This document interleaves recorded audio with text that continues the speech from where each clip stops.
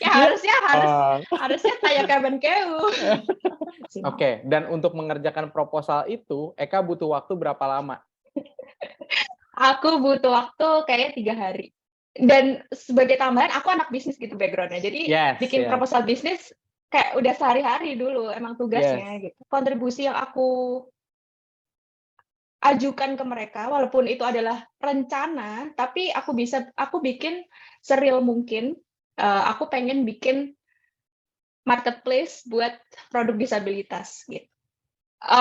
Iya sih, aku kan orangnya memang detail ya. Jadi aku bikin UI UX-nya juga. Oke, karena memang di Waisili di brainstorm untuk menjadi seperti Tapi itu. sebenarnya ya, secara praktek di Indonesia memang nggak bisa kayak gitu. Nanti kayak yang sebelah itu kan. Oke, halo teman-teman semua, selamat datang di episode pertama. Kita belajar dari cerita-cerita pengalaman hidup dan karir seseorang, mulai dari bagaimana mereka memulai, sampai dengan apa yang akan mereka lakukan ke depannya. Jadi, hari ini kita akan ngobrol-ngobrol dengan salah satu teman online kita ya. Sudah kita sekitar 2 tahun kayaknya, tapi belum pernah ketemu sebenarnya nih.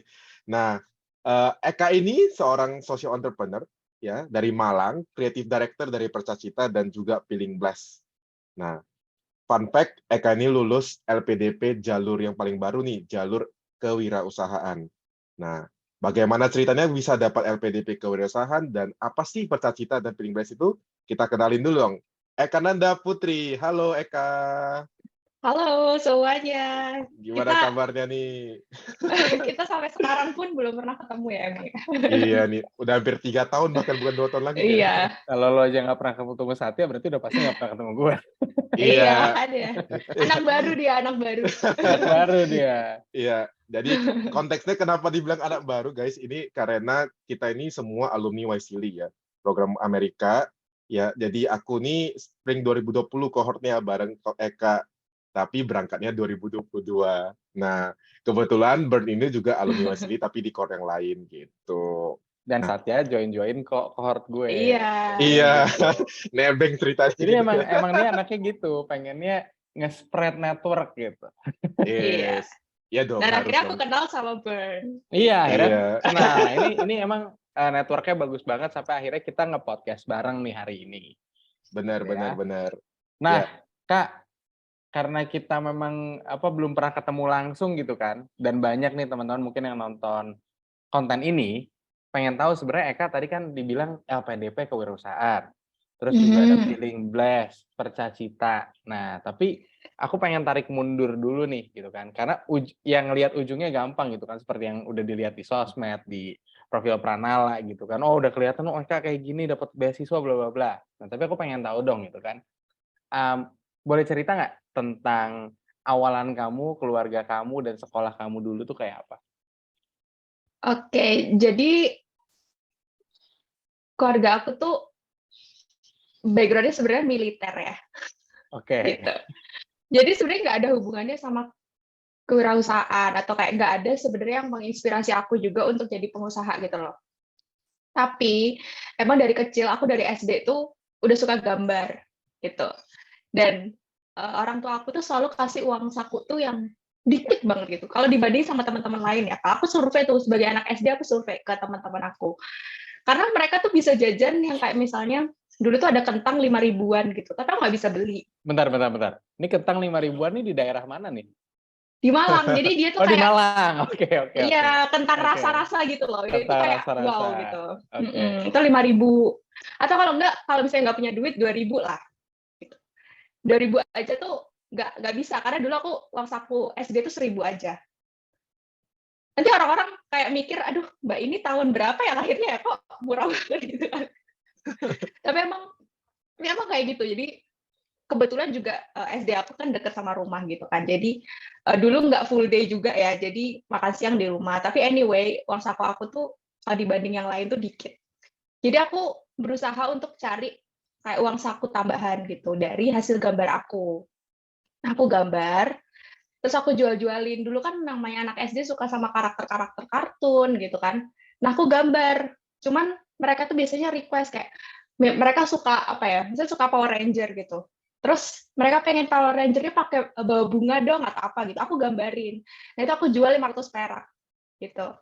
Nah sebenarnya dimulainya tuh dari situ sih. Kayak aku mendapat kesenangan dari ternyata dari karya aku tuh bisa menghasilkan gitu. Aku bisa beli sesuatu yang aku pengen gitu.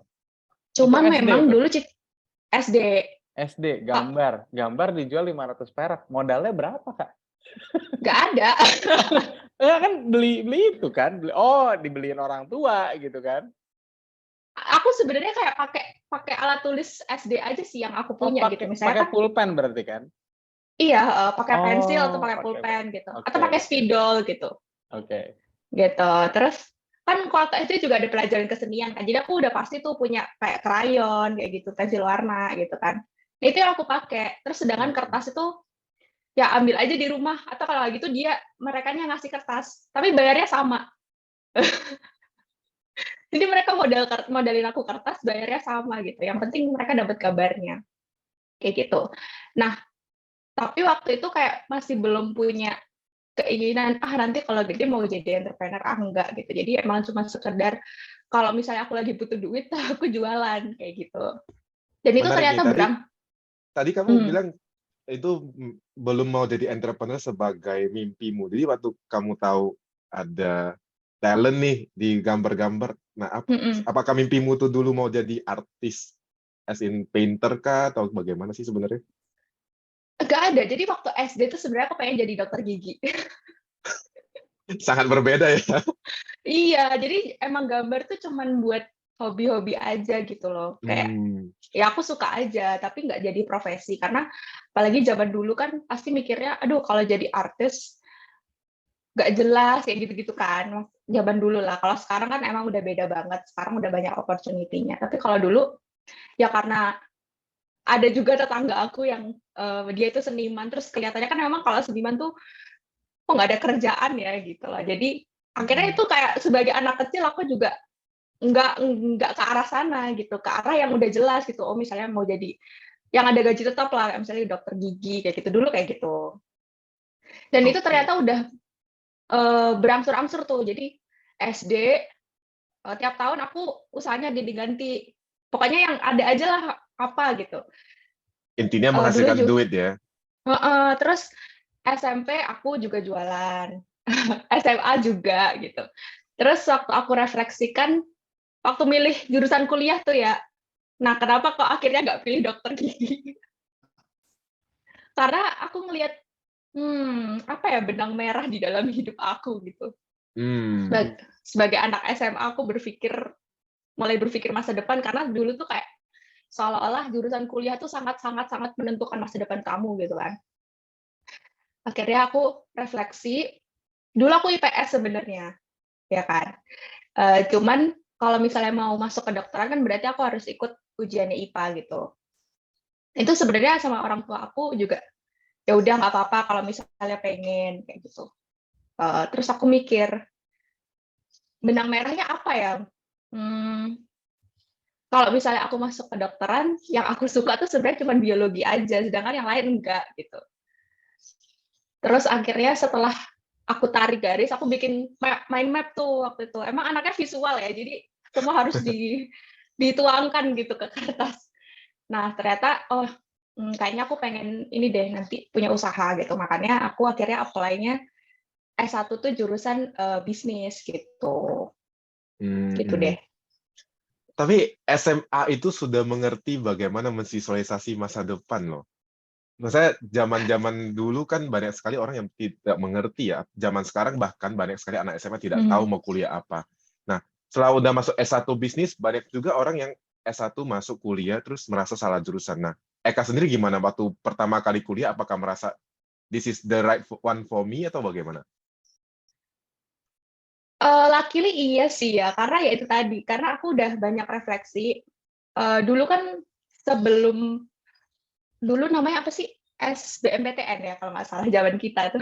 Itu yang undangan atau enggak? Karena suka dibalik-balik nih. Oh enggak undangan. Berarti enggak undangan ya? Okay. Enggak undangan. Jadi jalur ujian. Nah, ya kamu kan? kuliahnya di mana dulu nih? Aku kuliah di Universitas Brawijaya, Universitas jurusannya Brawijaya. bisnis, tapi sebenarnya konsentrasinya tuh bisnis internasional Oke. gitu. Hmm. Eh, nah, jadi selain kewirausahaan, sebenarnya aku tuh juga pengen jadi global citizen gitu loh, guys. Ngeri. Global citizen tuh apa sih? Maksudnya aku tuh pengen explore, kayak aku selalu terbuka sama opportunity yang membawa aku tuh ke negara-negara lain gitu loh. Kayak Oke. dulu waktu waktu SMP deh, waktu SMP ada beasiswa ke luar negeri kan, untuk SMA di luar negeri. Aku tuh iseng-iseng coba gitu, karena sebagai anak kecil aku ngelihat luar negeri tuh keren ya kayak gitu loh. Terus aku coba apply ke beasiswanya, tapi ternyata nggak lolos. Ya iyalah, karena waktu itu bahasa Inggris aku juga jelek banget gitu. Nah akhirnya waktu kuliah ada konsentrasi bisnis internasional, aku mikir kalau misalnya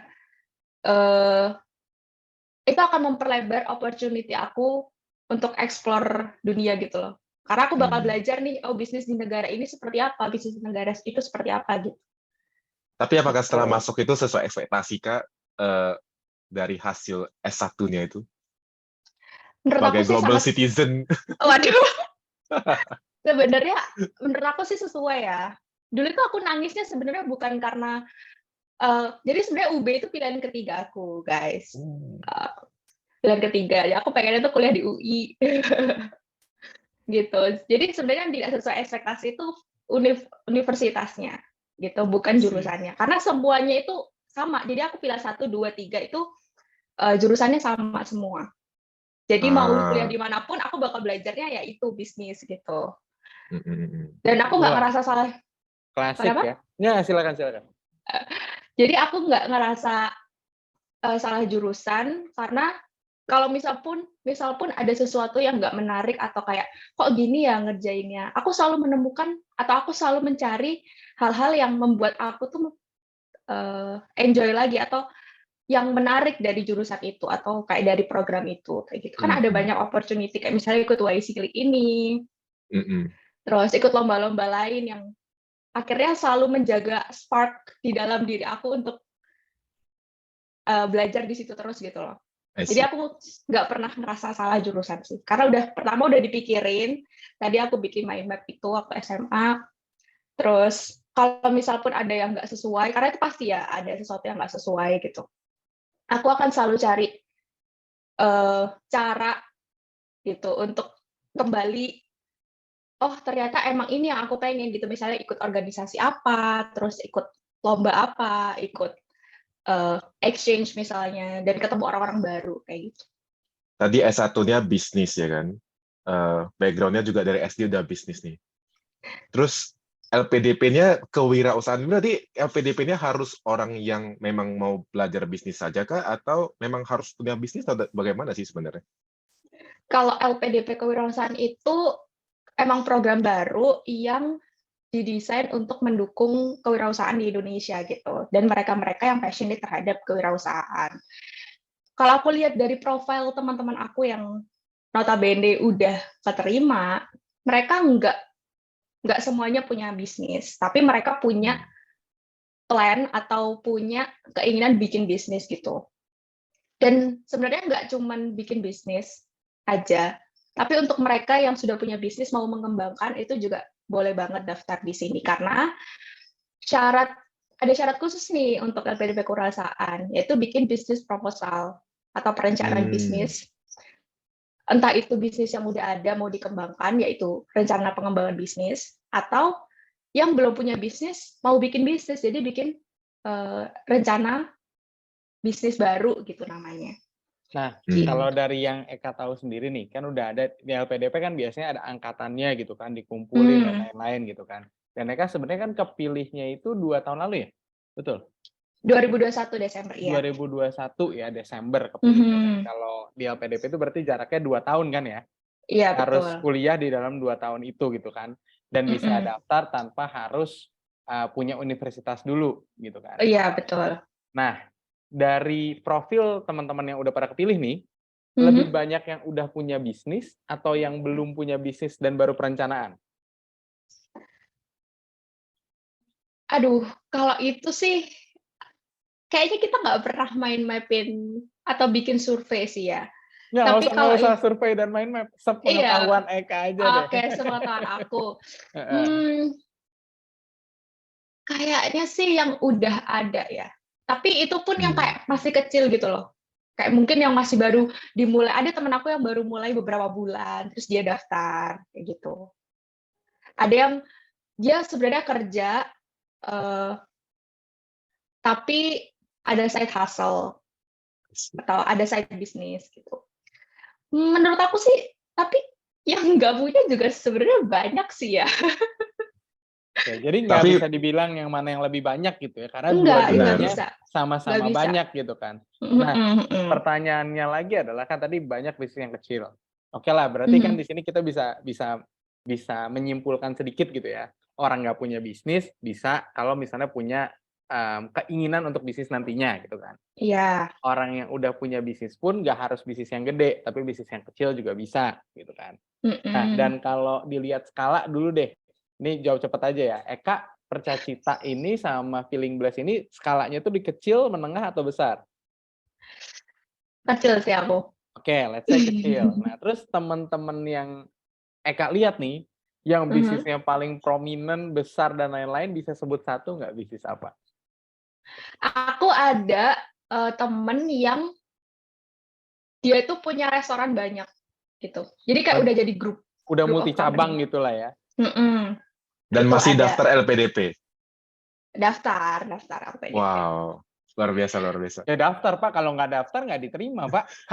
Ya benar juga ya. Iya, gimana? Karena ini juga ya. Mungkin ini intermezzo aja nih. Ini banyak orang yang protes kayak bisnisnya udah gede, harusnya kamu punya uang dong untuk membiayai kuliah kamu sendiri gitu. Kenapa harus ikut LPDP gitu dan mengambil kayak seolah-olah mengambil jatah orang yang seharusnya tuh lebih berhak gitu.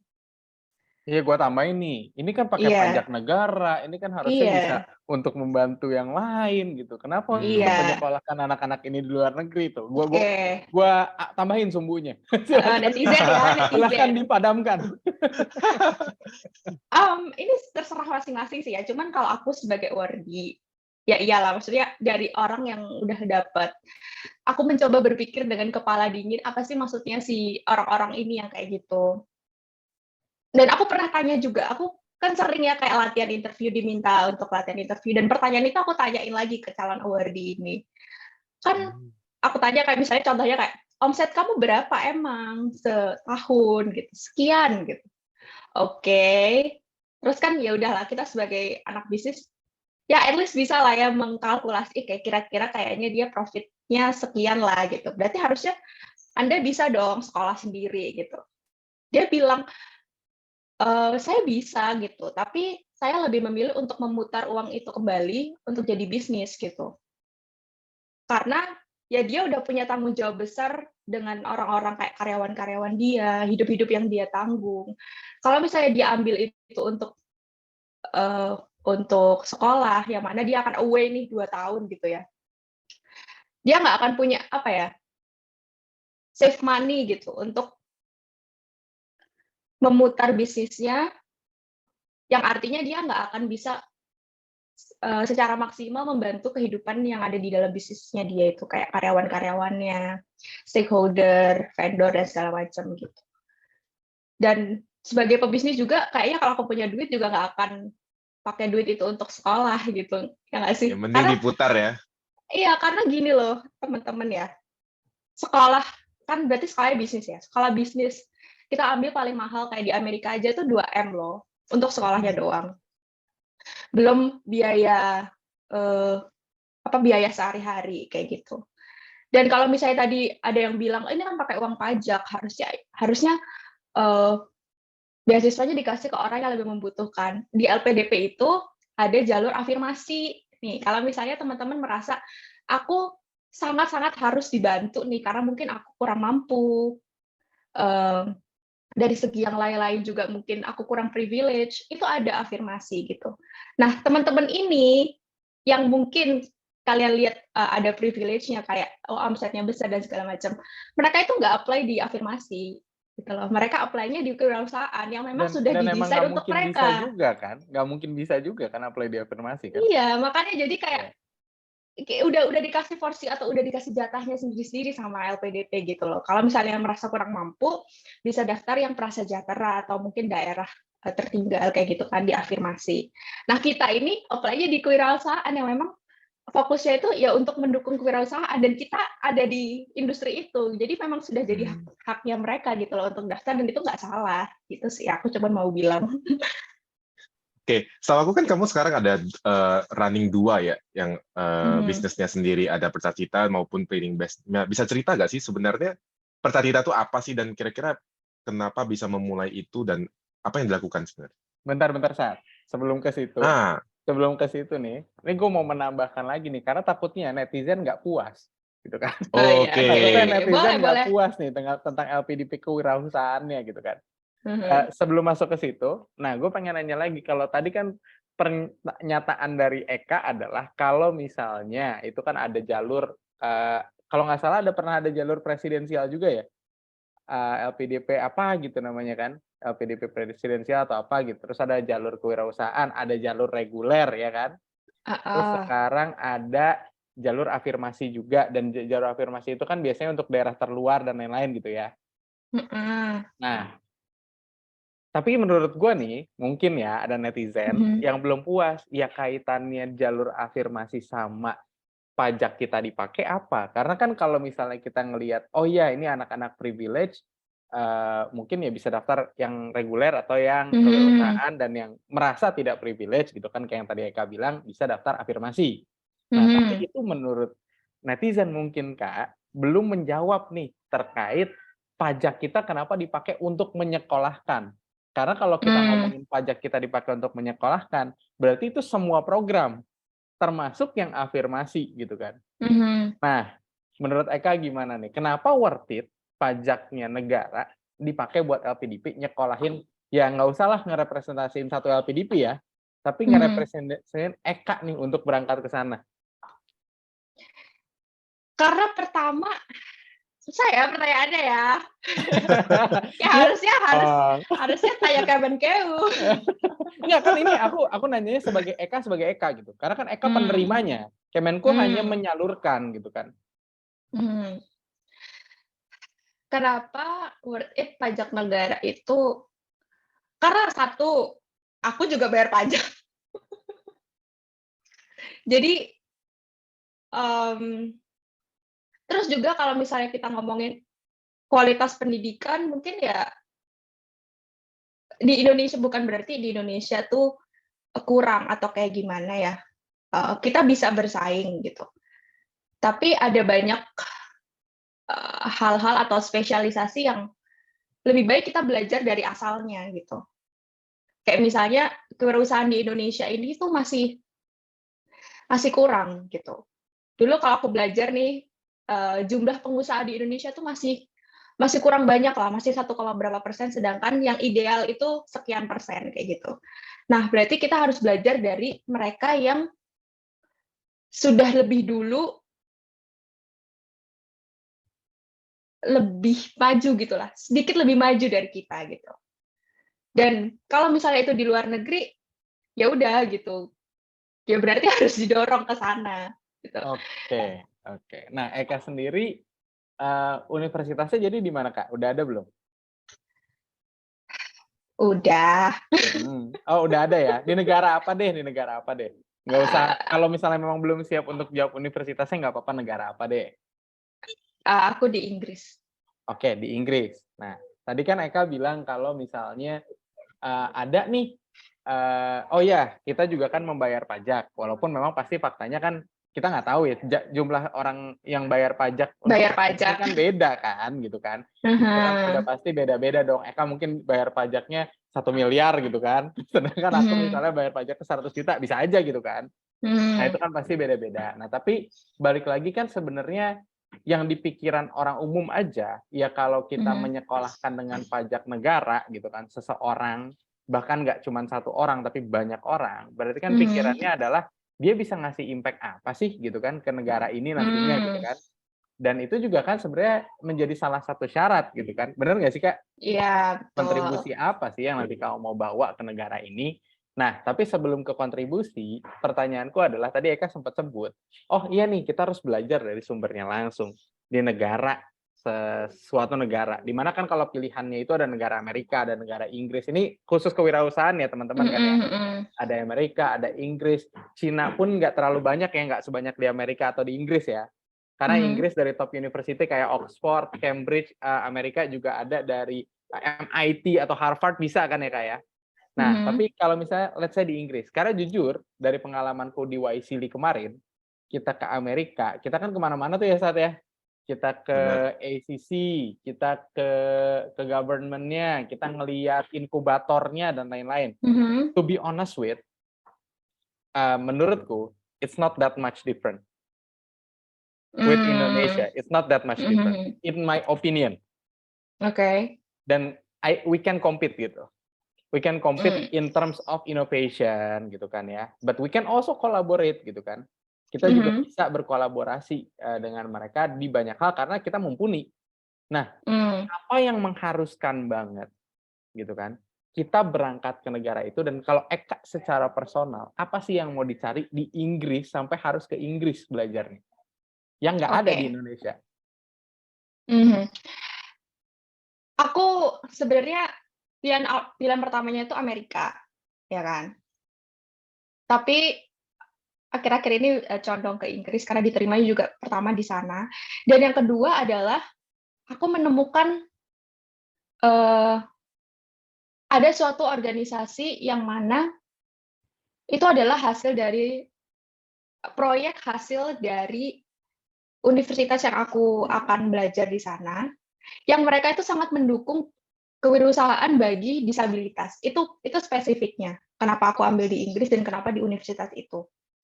Karena kalau misalnya, berarti sekarang aku jawabnya spesifik aja dari segi aku ya, nggak general ya. Kalau di Indonesia, pelatihan untuk, aku nggak bisa bilang di Indonesia, tapi yang aku tahu, yang selama ini aku work with, selama 3 tahun ini di Percacita, kalau untuk disabilitas itu, mereka cuma sekedar, misalnya bikin pelatihan nih untuk disabilitas, tapi nggak continuously gitu loh. Jadi paling, hari ini kita bikin, terus setelah itu dilepas, nggak ada dukungan yang berlanjut gitu. Lebih banyak hanya proyek sekali jalan ya. Padahal sebenarnya yang mereka butuhkan itu bukan exposure terhadap ini loh ada ini untuk kalian bisa berwirausaha, tapi dukungan yang terus-menerus, pendampingan yang benar-benar hari ini masalahnya apa, itu kita bantu. Hari ini masalahnya apa, kita bantu gitu kan. Iya, seperti yang aku bilang sebelumnya, kita nggak yang kalau orang zaman dulu mikirnya, aduh Indonesia tuh di bawah lah gitu. Enggak sebenarnya. Kita waktu kemarin YCL ini buat teman-teman yang nggak tahu, kita juga ikut aktif kok, ya kan? Diskusi, kita juga memberikan ide-ide, kalau di negara kita seperti ini, yang bagus seperti ini. Bahkan ada banyak kayak perusahaan-perusahaan, kalau kita ngomongin konteksnya bisnis, kayak misalnya perusahaan teknologi di Indonesia tuh juga udah mulai diperkenalkan dan jadi kayak study case gitu di sekolah-sekolah bisnis, ya kan? Dan itu hebat gitu. Artinya kita nggak yang kalah banget atau kayak gimana gitu. Cuman di sini kenapa aku memilih untuk sekolah ke luar negeri adalah untuk cari persepsi lain gitu. Karena menurut aku yang penting itu bukan siapa yang lebih, ini lebih maju dari kita nih. Mungkin itu salah satu faktornya seperti yang sebelumnya aku sudah jelaskan. Tapi selain itu, perspektif baru dalam menghadapi masalah yang sama itu juga menurut aku penting gitu sebagai seorang entrepreneur. Gitu. Karena bakalan ada banyak banget the way kita solve satu masalah itu bisa dari banyak hal kan, bisa dari banyak sisi. Dan yang aku cari itu adalah pembeda atau diferensiasi dari cara berpikir, gimana cara misalnya Inggris atau specifically project ini atau organisasi ini itu nge-solve masalah dia, kayak gimana akhirnya, kok kamu bisa kayak gitu ya, kok Percacita masih belum bisa kayak gitu ya gitu. Kenapa? Gimana caranya? Kayak bikin podcast inilah. Kita kan jadi tahu oh cara berpikirnya orang tuh seperti ini. Itu sih yang menurut aku penting juga. Gitu Keren, sih. keren. Ini satu dari aku ya, terkait LPDP lagi. Sebelum nanti Satya pengen ngebahasnya Percacita gitu kan ya, sama Mhm. Feeling Blessed-nya. Nah, ini kan salah satu syarat nih. Ini buat cheat-cheat aja nih gitu kan, buat orang-orang yang Mhm. mungkin pengen daftar LPDP perusahaan juga gitu kan. Nah, Mhm. menurut Eka dan dari yang udah pernah Eka jalanin, itu kan, proposalnya dulu deh. Proposalnya Mhm. itu berapa halaman nggak yang Eka buat? Proposal bisnis. Proposal bisnis. Proposal bisnis itu sebenarnya udah ditentuin ya. Kalau nggak Hmm. salah 8 halaman deh maksimal. Oke, dan untuk mengerjakan proposal itu, Eka butuh waktu berapa lama? Aku butuh waktu kayaknya 3 hari. Oke, 3 hari buat bikin proposal 8 halaman. Dan itu bisa 3 hari karena, ini biar aku emphasize ya benar atau enggak gitu ya. Dimana Eka kan udah ngejalanin Feeling Blessed sama satu lagi itu Percacita udah lama gitu kan. Jadi mungkin bisa quick karena udah dokumennya udah ada nggak sih sebelumnya? Tinggal dimasukin ke format itu aja nggak sih, bener nggak sih? Dan sebagai tambahan aku anak bisnis gitu background-nya. Jadi Yes, bikin yes. proposal bisnis kayak udah sehari-hari dulu emang tugasnya gitu. Jadi udah itu konteksnya teman-teman perlu tahu dulu gitu ya. Jangan sampai 3 hari sebelum Ngikutin. baru nyiapin karena dia udah punya pengalaman dan udah punya dokumennya udah disiapin. Jadi tinggal disesuaikan aja ke format itu kan. Gitu. Oke, that's first. Kedua, waktu ditanya Kak, kontribusinya Eka nanti setelah pulang dari sana apa? Eka tuh jawabnya apa sih gitu. Jadi bisa buat referensi teman-teman juga nih. Oke.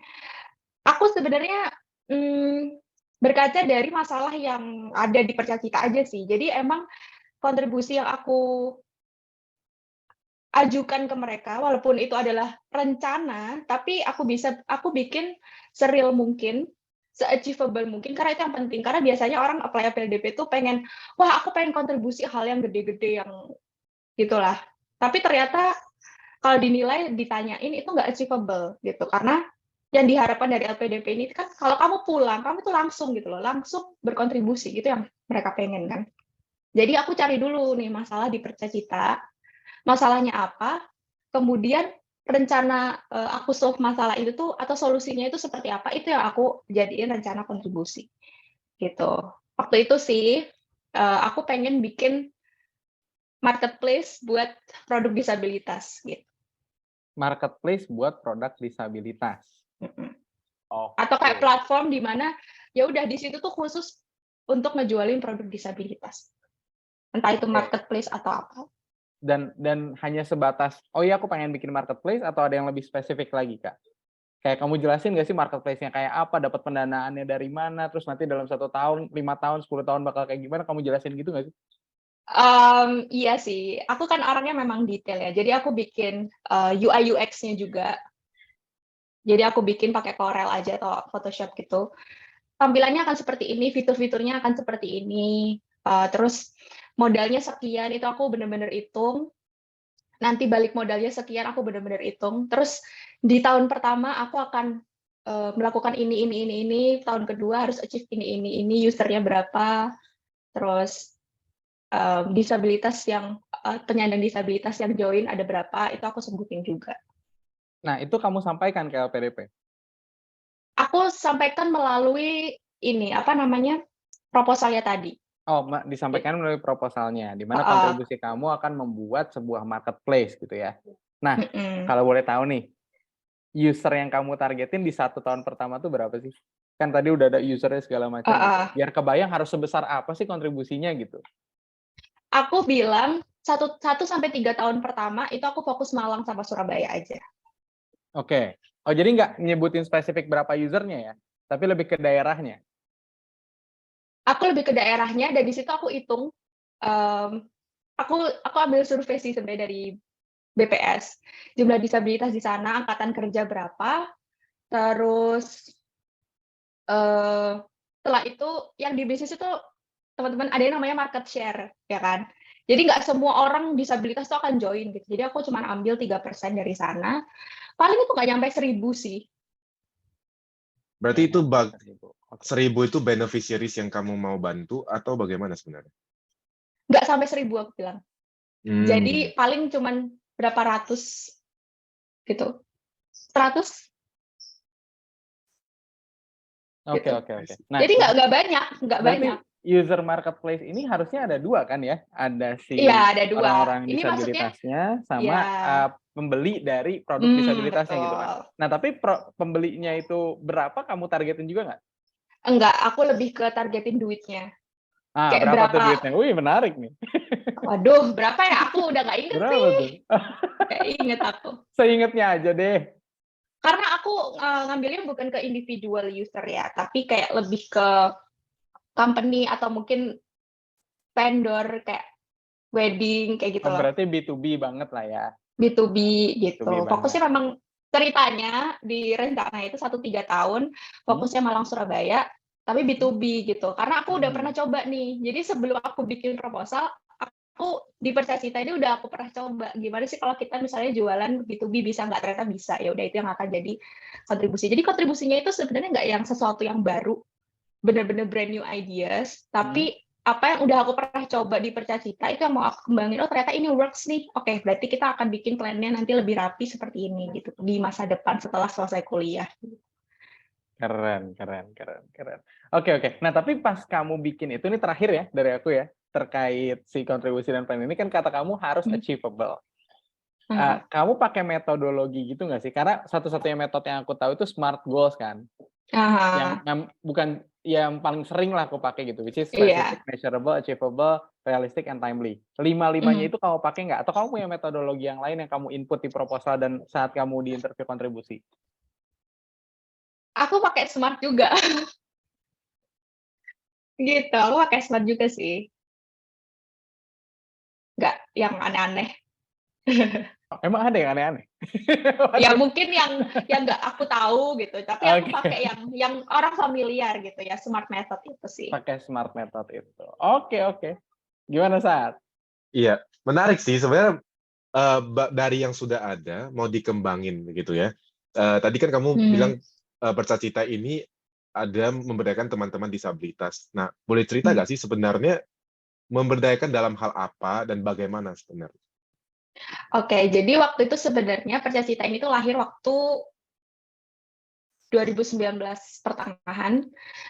Waktu itu sebenarnya aku udah, jadi sebelum Percacita nih kawan-kawan ya, kita mundur lagi nih waktu aku kuliah. Jadi waktu aku kuliah tuh aku join sebuah laboratorium di fakultas aku namanya Kewirausahaan dan Inovasi. Nah, di sana aku banyak bikin project nih. Banyak bikin startup, coba-coba gitu lah, banyak bikin project juga. Nah, salah satunya adalah project buat disabilitas gitu. Jadi karena aku orangnya memang suka di Feeling Blessed, ini sebenarnya ada hubungannya sama Feeling Blessed juga, tapi anyway kita akan bahas nanti. Aku emang orangnya tuh suka sama kerajinan tangan kan. Nah, waktu itu aku jualan yang namanya papercraft. Nah, aku ada dapet partner gitu, adik kelas aku, Kak, aku punya ide nih untuk gimana kalau kakak kan jago nih bikin papercraft. Nah, aku punya temen nih, yang dia itu tergabung dalam komunitas disabilitas. Yuk kita bikin project, kita ajarin si teman-teman disabilitas ini tuh untuk bikin papercraft gitu. Oke, gitu. Jadi itu pertama kalinya aku engage sama komunitas disabilitas. Nah, waktu aku waktu aku lulus, ada alumni YSILI nih, ya kan? Ternyata beliau juga punya aspirasi yang sama, gitu. Kita bikin proyek yuk, proyek apa ya? Terus kita diskusi, oke, disabilitas gitu. Nah, dia kenal sama komunitas yang ngolah limbah kain. Jadi waktu itu goals-nya adalah kita ajarin teman-teman disabilitas ini untuk mengolah limbah kain yang ada di Malang. Karena ternyata bisa sampai bertonton gitu loh limbah kain itu. Dari penjahit, dari konveksi. Nah, itu kita kumpulin, kita ajarin mereka untuk menjahit. Kayak gitu. Jadi awalnya tuh kayak project iseng yang nggak ada tujuannya. Tidak lain dan Project tidak bukan. yang nggak ada tujuannya. Maksudnya nggak ada tujuan besar, kita akan membantu apa gitu, enggak. Tapi ada kesempatan, ada ini nih, ada limbah kain, terus kita ajarin yuk, kayak gitu. Sekedar kamu tahu ada satu masalah, kamu pengen selesaiin itu gitu ya. Tujuannya ada, Iya, cuman tujuannya tuh nggak, oh iya nanti nggak kita yang pengen wah, segede satu iya. Indonesia gitu kan. Nah, Tujuannya ada, nggak. cuman spesifik gitu Ya, kan. benar, tujuannya ada, tapi nggak yang grand, gimana gitu, enggak. Mungkin aku mewakili Udah. beberapa orang pada umumnya ya nih, kalau mau memulai bisnis. Tadi kan kamu cerita mulai dari kenalan, terus ada tahu problematika limbah kain nih gitu ya. Tapi pemikiran orang pada umumnya yang mungkin tidak ada nature entrepreneurship-nya itu ya, pasti mikir dong, nanti modalnya dari mana? Gimana aku bisa ngumpulin kain-kainnya? Udah ngumpulin, ajarin mereka, terus dapat duitnya dari mana, dan lain-lain. Ya, realitanya kan kita boleh membantu buat proyek sosial, tapi kan kita harus makan juga ya. Nah, itu dari mana gitu? Jadi sebenarnya Percacita ini tuh awalnya nggak yang kita gunakan untuk mencari pundi-pundi gitu loh. Tapi emang pure buat sosial aja, kayak gitu. Dan emang waktu itu pertama kali kita dapat funding. Terus kita olah tuh si fundingnya ini. Nah, mungkin pertanyaan itu lebih cocok nanti untuk Peeling Blast ya, karena itu memang commercial business. Tapi kalau yang Percacita ini, dia memang pure sosial awalnya, gitu. Nah, Mungkin aku ganti ini ya, arah pertanyaannya. Nah, oke, let's say itu untuk sosial nih, kita ngajarin mereka untuk mengolah kainnya ya menjadi sebuah produk. Nah, tapi kalau ini tidak didistribusikan, itu bakal jadi limbah lagi gitu kan, iya, yang tidak betul. digunakan. Nah, itu awalnya pemikirannya seperti apa, itu distribusinya seperti apa, dan lain-lain bagaimana ya? Oke, jadi dari awal kita sudah kerjasama sama ada komunitas di Malang yang mereka ini juga mengolah limbah kain atau kain perca lah kita bilangnya. Mereka mengolah kain perca, tapi fokusnya bukan disabilitas. Jadi kita datang dengan komunitas baru. Nih, Bu, kita punya komunitas nih disabilitas, bisa nggak digabungin sama dia gitu? Sama komunitasnya dia yang isinya ibu-ibu rumah tangga gitu. Jadi fokus beneficiaries-nya tuh beda, cuman sama-sama mengolah limbah. Kayak gitu. Nah, jadi yang aku lakukan waktu itu setelah selesai pelatihan kan ada produk nih ya jadi. Nah, kalau misalnya produk itu layak jual, kita akan jual itu ke si komunitas yang kita kerjasama ini. Karena mereka sudah punya konsumen-konsumen yang mau beli produk-produk mereka. Kayak gitu. Jadi yang diajarkan juga adalah misalnya, nama komunitasnya Pelanusa, biar gampang ya. Pelanusa ini udah punya produk nih, udah punya existing produk. Misalnya pouch, tote bag gitu. Nah, pouch dan tote bag inilah yang mereka ajarkan ke komunitas disabilitas yang Percacita punya. Setelah itu, yang layak jual dibawa lagi sama Pelanusa untuk dijual. Kayak gitu. Berarti anggapannya jadi di awal subsidiaries gitu Percacita ya? nggak cari pembeli baru, tapi kita nebeng. Iya, betul. Jadi kita nebeng punyanya mereka. Tapi bisa loh dijual gitu kan. Ternyata layak dijual. Nah, baru setelah itu Percacita yang awalnya tadi tujuannya itu masih kayak yang ada aja lah gitu ya. Kita baru bikin tuh. Kita lurusin organisasi kita. Tujuannya mau kemana? Pelatihannya apa aja? Kita jual kemana? Itu baru kita bikin planning. Jadi awalnya itu memang planningnya nggak segitu rapinya. Kita coba dulu, setelah itu kita evaluasi, baru kita bikin planning yang lebih matang kayak gitu. Nah akhirnya mulailah tuh ada ide, kita B2B aja nih, kita tawarin nih ke pemerintahan yang biasanya suka bikin event kan ya, mereka butuh merchandise, kita tawarin ke mereka. Ada yang mau nikah nih, rame. Jadi waktu bulan-bulan rame pernikahan kita tawarinnya ke vendor-vendor nikah gitu. Jadi baru mulai ditata tuh setelah itu. Makanya modalnya itu sebenarnya nggak terlalu gede, karena pertama kita dapat sponsor, kedua kita nebeng tadi ya sama si konsumennya, komunitas yang udah ada tadi. Gitu. Baru setelah itu ada juga manfaat secara material yang kita dapat dari penjualan tadi, yang tentunya sudah dipotong dengan komisi yang memang sudah seharusnya didapat sama teman-teman disabilitas ini. Baru setelah itu kita bikin plan yang lebih matang. Nah, tadi modalnya itu kita pakai untuk itu.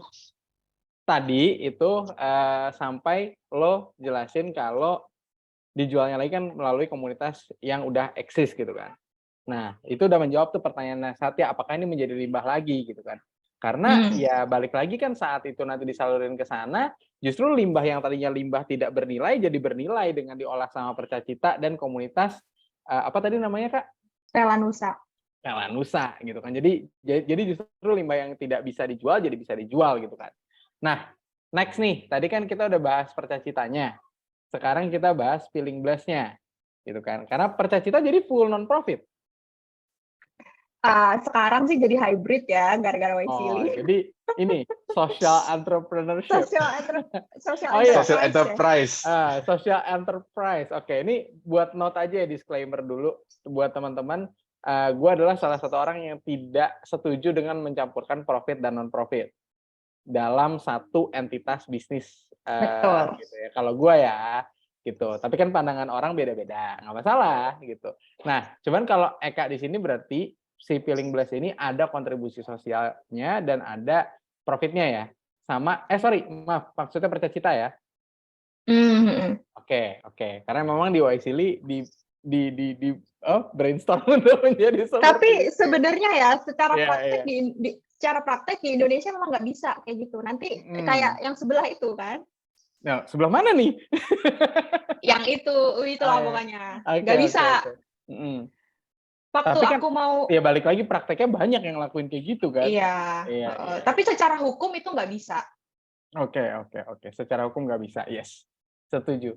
Nah, berarti yang kalau Feeling Blast ini purely for profit ya? Iya, kalau itu coba ceritain dong. Dan Feeling Blast Percacita ini kan dua-duanya masuk ke proposal PDP-mu kan? Enggak. Oh, Percacita aja? Percacita aja. Oke. Nah, tapi ya balik. Silakan. Kenapa aku masukinnya Percacita aja? Karena menurut aku itu yang paling gampang kontribusinya itu dinilai, gitu. Jadi selain harus jujur ya untuk beasiswa, kita juga harus strategis, ya kan? Kita harus tahu nih, maunya yang punya beasiswa itu apa, gitu. Bukan berarti kita yang harus ngarang-ngarang menyesuaikan diri kita sesuai dengan mereka, gitu. Enggak, tapi lebih ke strategi aja gimana sih untuk memperbesar peluang kita dibaca lah proposal kita, gitu. Dan menurut aku yang paling mudah untuk dilihat kontribusinya itu ya memang Percacita sih daripada Feeling Blast gitu. Karena Feeling Blast itu pure itu benar-benar aku sendiri. Tapi kalau Percacita itu aku tujukan buat khalayak luas lah gitu. Dan memang mungkin promosi dikit nih ya. Sekarang tuh yang tadi aku jelasin Percacita itu kan awalnya mengolah limbah nih. Tapi makin ke sini keterampilan yang kita ajarin ke teman-teman disabilitas itu makin banyak gitu, nggak cuman menjahit aja, karena ya ada orang sama seperti kita ya, teman-teman disabilitas tuh passionnya juga macam-macam gitu. Ada yang memang jago banget jahit dan mereka suka, tapi ada juga yang mungkin suka hal lain. Jadi kita cari-cari tahu sesuai kebutuhan mereka masing-masing, kita mapping kira-kira keterampilan apa sih yang mereka butuhkan, dan tujuan utamanya sekarang udah ada nih Percacita, yang awalnya tadi belum ada ya kan, yang ada aja lah kita, mengolah limbah yang ada gitu kan. Tapi sekarang kita udah punya grand tujuan yang lebih besar, yaitu mempromosikan inclusive entrepreneurship, bahasa kerennya gitu lah.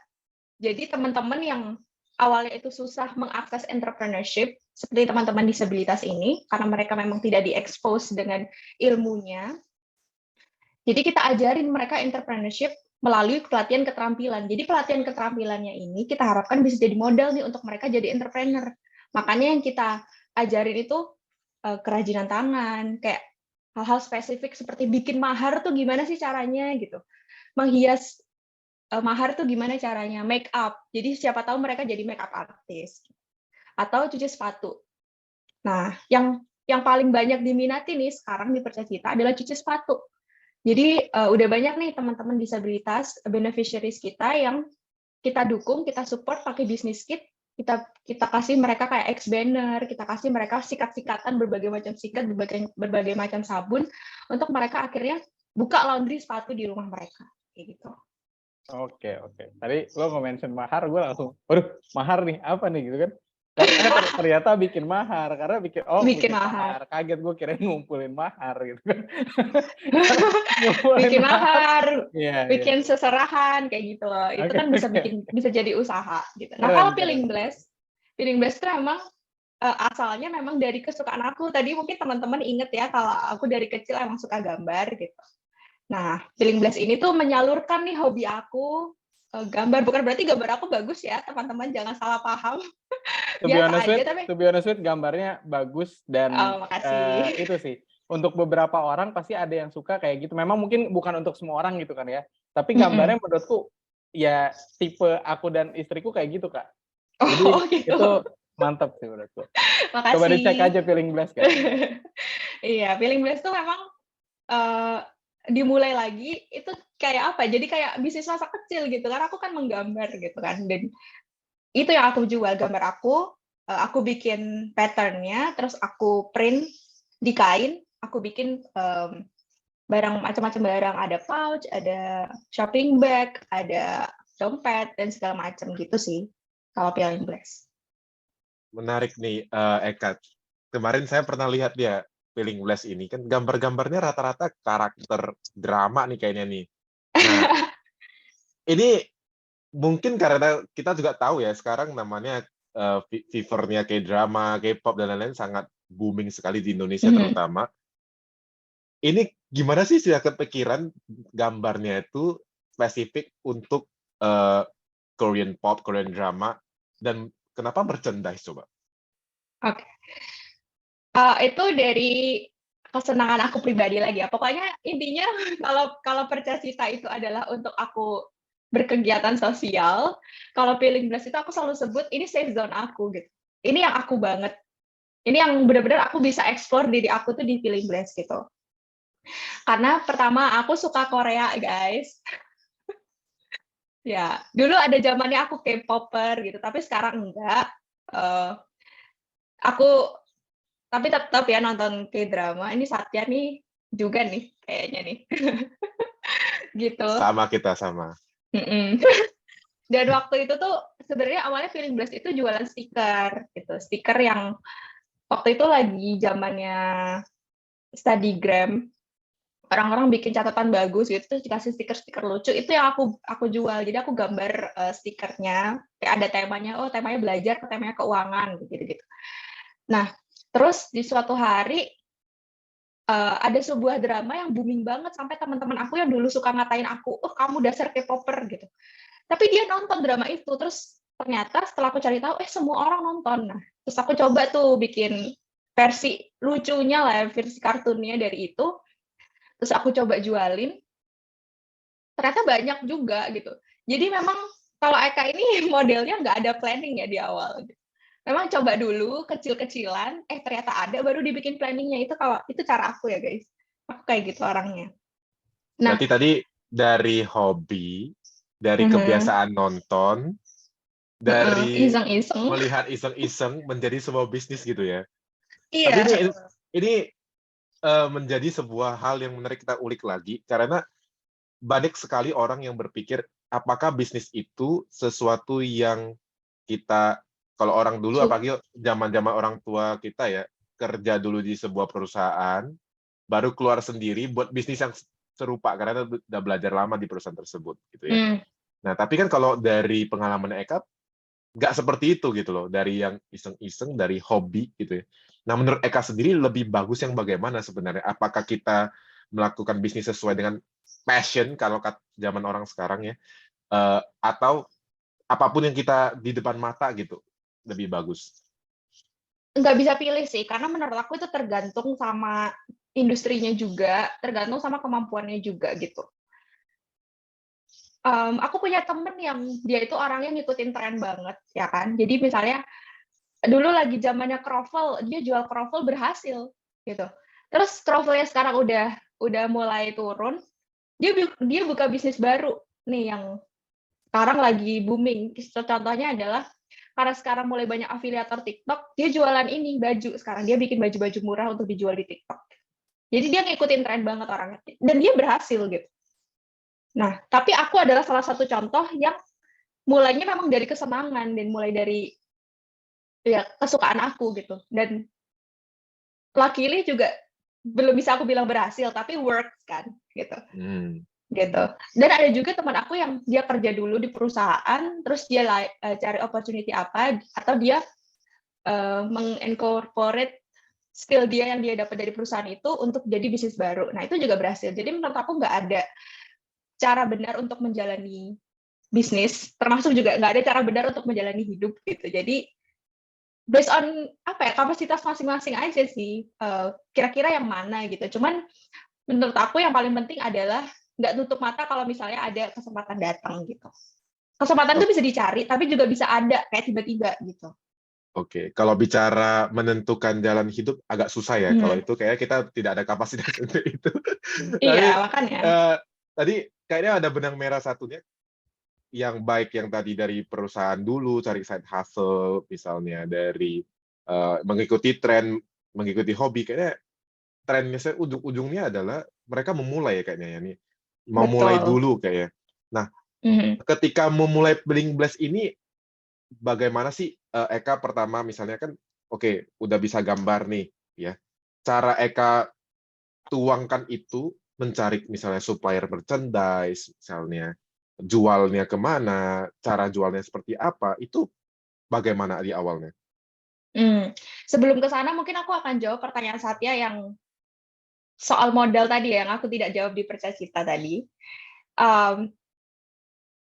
Memang ada banyak orang yang berpikir bisnis itu modalnya besar gitu. Tapi ya lagi itu tergantung bisnisnya ya kan. Karena yang paling penting quote lagi dari Satya adalah memulai gitu. Kalau misalnya kita mau mulai sekarang tapi modal yang nggak banyak, ya nggak apa-apa gitu. Menurut aku bisa-bisa aja ya karena tapi balik lagi tergantung bisnisnya gitu. Cuman kalau untuk Feeling Blessed ini, aku memang mulai itu dengan modal yang seadanya banget gitu. Mungkin kalau dibandingin yang lain, itu kecil banget ya gitu. Jujur aja deh, aku dulu mulai cuma 300.000.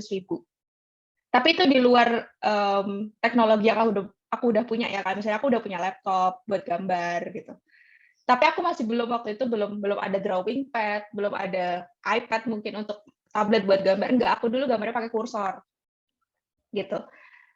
Nah, itu bisa gitu loh, itu bisa dimulai. Jadi kayak tergantung kita cari di mana sih peluang-peluangnya kayak gitu.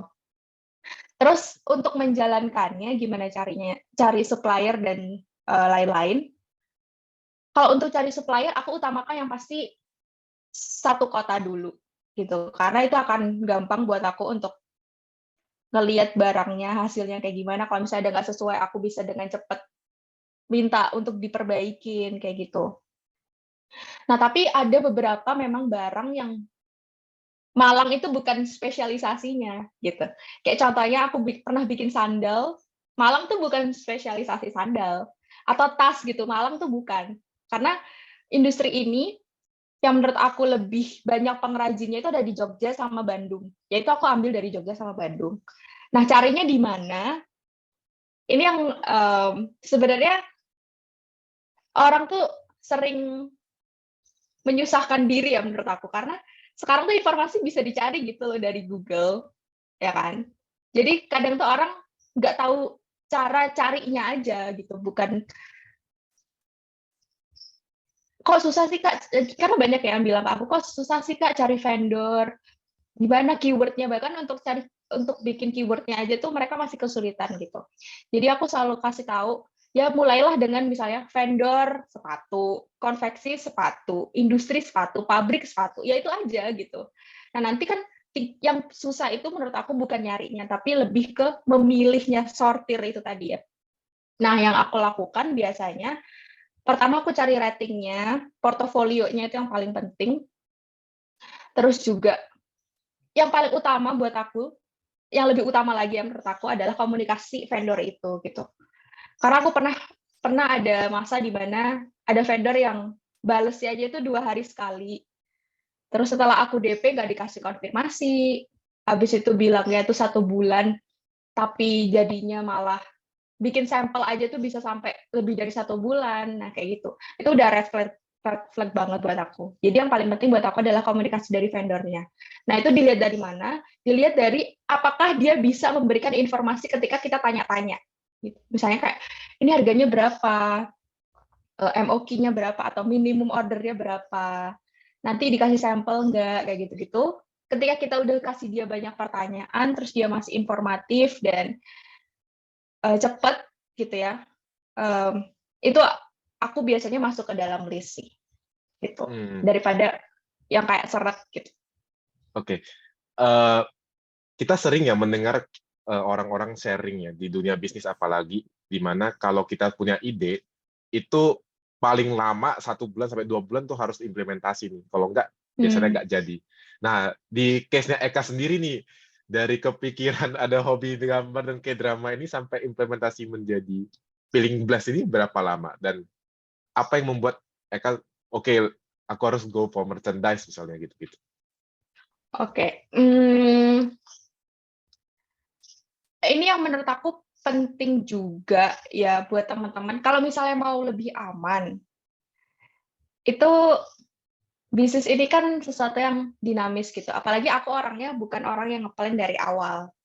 Jadi awalnya aku ada sumber income lain sebelum aku bikin Feeling Blast dan 100% ke Feeling Blast.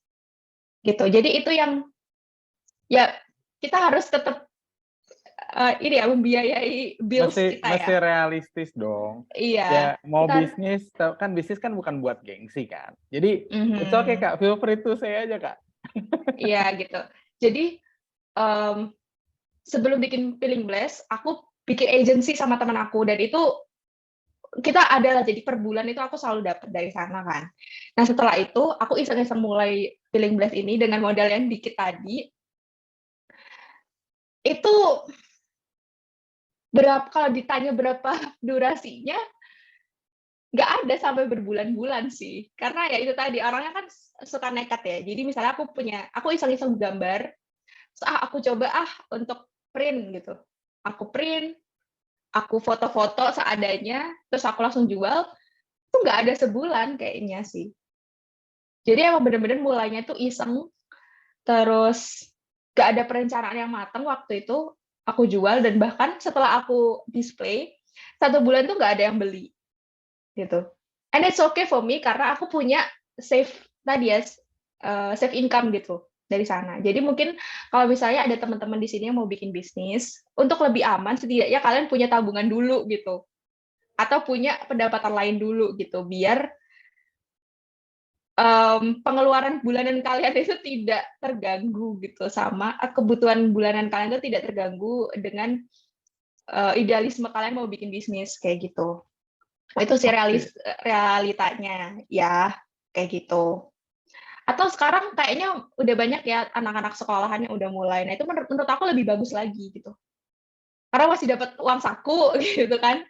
Terus diputar lagi, nanti lulus langsung terjun ke bisnisnya. Itu menurut aku lebih bagus sih. Iya. Ini teman-teman kayaknya menarik sekali kalau kita mau bicarain Feeling Blast Percacita LPDP bisa sampai besok pun nggak selesai ya. Misalnya 3 hari per hari pun sangat menarik. Nah mungkin nanti teman-teman yang lebih ingin cari tahu lebih jauh nih tentang apa sih Percacita, apa Eka sendiri ya sebagai Ekanya, mungkin nanti bisa kontak di linknya Pranala ya untuk Eka sendiri. Nah Eka mungkin terakhir ya, saya yakin teman-teman di sini selain pastinya mau ikut LPDP Kebangsaan, terinspirasi ingin membuat bisnis. Apakah Eka punya tips dan saran singkat nih, mungkin dari tadi dirangkum, kira-kira kalau mau memulai bisnis mereka harus bagaimana gitu? Oke, aku selalu bilang what matters the most is execution ya. Itu sih. Jadi mulai aja gitu. Even kamu nggak punya modal yang besar, kalau mau bikin bisnis, mulai aja dulu. Mungkin kalau misalnya nanti, kok rugi, ya di stop dulu, direfleksikan, baru mulai lagi gitu. Dan menurut aku entrepreneurship itu wajib ya dimiliki semua orang. Kayak misalnya entrepreneurship itu kan termasuk kreativitas, berani mengambil resiko, melihat peluang, itu wajib dipunya sama semua orang. Tapi kayaknya ya so far, kalau aku lihat, nggak semua orang tuh bisa jadi entrepreneur. Kenapa? Karena mereka itu nggak tahan sama resiko yang dihadapi. Nah yang kebanyakan adalah orang udah resign nih ya dari kerjaan, bikin bisnisnya nggak lanjut, langsung bingung gitu, aduh harus gimana ya, terus balik lagi misalnya cari opportunity lain atau cari kerjaan yang lebih pasti. Itu nggak salah menurut aku. Tapi kalau emang bener-bener pengen jadi pebisnis atau entrepreneur, ya jangan berhenti di sana, tapi harus dicari nih, aduh kenapa ya salah gitu. Jadi harus banyak rasa penasaran selain eksekusi ya. Karena itulah yang akan keep you going gitu loh. Yang akan bikin kamu akan terus berjalan tuh rasa penasaran itu harus terus dijaga. Kok ini salah ya? Kok itu nggak berhasil ya? Kok ini ada masalah ya? Kok bisnisnya lagi jatuh ya? Itu harus tetap dicari, harus rasa ingin tahunya, curiosity-nya harus selalu dijaga nyala apinya gitu. Iya. Ya, kalau dari aku sendiri, kayaknya dari pembicaraan kita hari ini ya, ada beberapa yang kita bisa petik lah ya dari Eka. Nah, yang pertama pastinya tadi ya, what matters the most is the execution. Ini kayaknya applies not to only in your business, tapi juga di studi kamu dan lain-lain ya. Belajar dari kesalahan juga. Yang terakhir pastinya network kayaknya. Semua yang Eka lakukan ini kayaknya semua berhubungan dengan apa yang sudah ada di dalam networknya Eka, baik mulai dari Persacita, baik ikut YCili, kenal siapa, kenal senior, bisa melakukan project apa ya gitu-gitu. Nah, jadi teman-teman kayaknya ini bisa dipelajari banget ya. Saya sendiri hari ini belajar banyak. Mungkin Bernd boleh sharing kira-kira dari Bernd bagaimana? Oke. Jadi ya betul banget sih. Tadi makanya gue merasa banyak banget relate sama Eka gitu kan. Karena ya balik lagi execution is the one of the most important, tapi ya paling penting juga adalah gimana caranya eksekusi di waktu yang tepat kan. Karena perlu strategis gitu. Kalau kita misalnya, oh iya aku pengen bikin sosial media, tapi aku nggak bisa coding. Ya sebenarnya bisa aja mulai dulu, tapi kalau misalnya mau eksekusi sampai sosial medianya launch, ya kita kan mungkin butuh orang lain yang bisa jadi partner kita, yang bisa codingin buat kita, karena kita nggak bisa coding contohnya gitu kan ya. Jadi ya banyak banget yang insightful juga, dan ya tadi LPDP gitu kan ya, LPDP kewirausahaan itu sendiri ini jalur baru yang menurutku menarik sekali gitu kan ya, karena mungkin para wirausaha tadinya wah reguler gitu ya, ini kurang wirausaha. Nah, wirausaha kan jadi wirausaha banget nih gitu kan. Nah itu bisa buat daftar teman-teman juga. Jadi thank you banget buat Eka. Sudah disempatkan ya podcast sama kita nih hampir sekitar 1 jam lebih ini. Dan buat teman-teman yang pengen dapat inspirasi yang lainnya, konten-konten seru yang lainnya, tolonglah di-subscribe. Karena ini masih 0 subscribernya, jadi tolong di-subscribe. Ya, itu mungkin dari aku, dan untuk teman-teman yang lain untuk pengen tahu lebih lanjut lagi tentang Eka, bisa langsung aja visit profilnya Eka. Nanti profilnya bakal kita taruh di bawah sini. Ya, buat teman-teman juga kalau misalnya ada saran ya, dan mungkin masukan siapa yang mau ingin diundang dan lain-lain, apa yang ingin diulik, mungkin boleh taruh di komen di bawah. Thanks a lot. Assalamualaikum warahmatullahi wabarakatuh. Bye.